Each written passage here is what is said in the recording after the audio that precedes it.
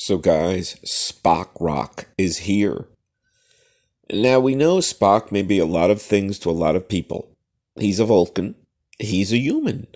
He's a science officer. He's a Starfleet Science Officer, and he's first officer to Captain Kirk's Enterprise.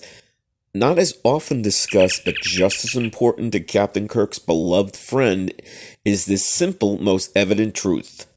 Spock is a rocker. You got it right. He's a hardcore and most logical jam man and rocker.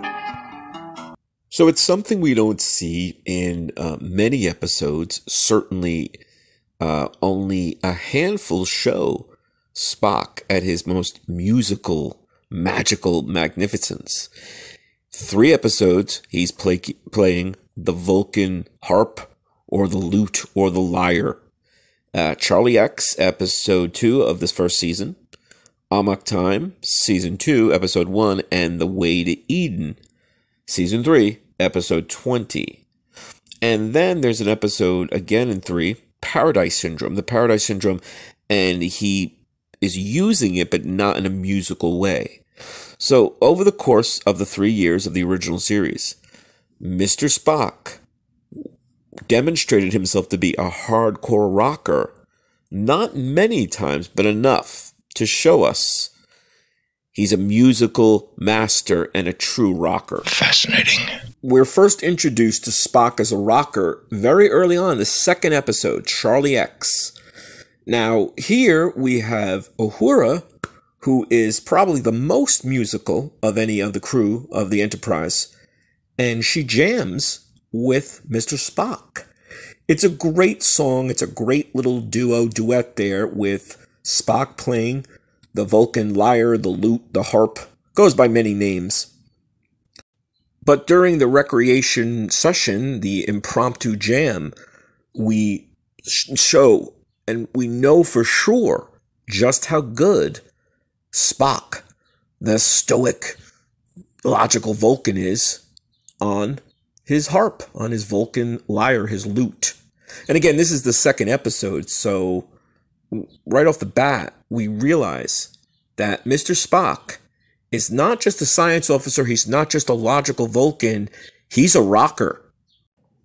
So we all know Amok Time, season 2, episode 1. We know it because it is the Pon farr, the Vulcan time of mating. And Spock has to get back to Vulcan, and Kirk accommodates him. At first there's a struggle and a conflict, like, what's going on here? Why are you throwing soup at Nurse Chapel? Why aren't you eating? And why are you literally becoming insubordinate? And McCoy checks him out. He's got to go back to Vulcan, and there's a great scene where he's playing the Vulcan lyre in his quarters, and Uhura comes over the intercom on his monitor there, and he gets up from playing and he smashes the monitor. Very iconic and classic scene. A lot of people have made memes of it and GIF videos. And here we see him trying to calm himself down because of Pon farr, and it's working, but not enough. The Way to Eden. This is the musical Star Trek episode, the one that everyone was waiting for, even if they didn't know it was coming, and Spock the rocker really rocks out on this one. This is noted for the space hippies. You got to see these guys. Gonna crack my knuckles and jump for joy. I got a clean bill of health from Dr. McCoy. Guys to believe it. I think the episode is aged fairly well. Maybe the music itself, the songs, several songs they sing throughout.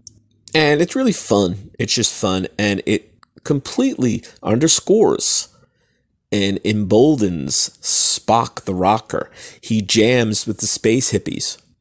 Now, the actual prop, the Vulcan lute, lyre, or harp, was not a workable instrument. It was not an actual musical instrument, but people have made replicas, working replicas, and if you scout around, I guess, on eBay or other places, you might be able to buy yourself a Vulcan harp.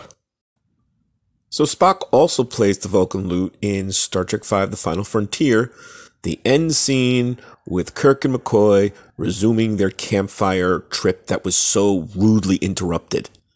There you go. Spock is a rocker. Spock rock.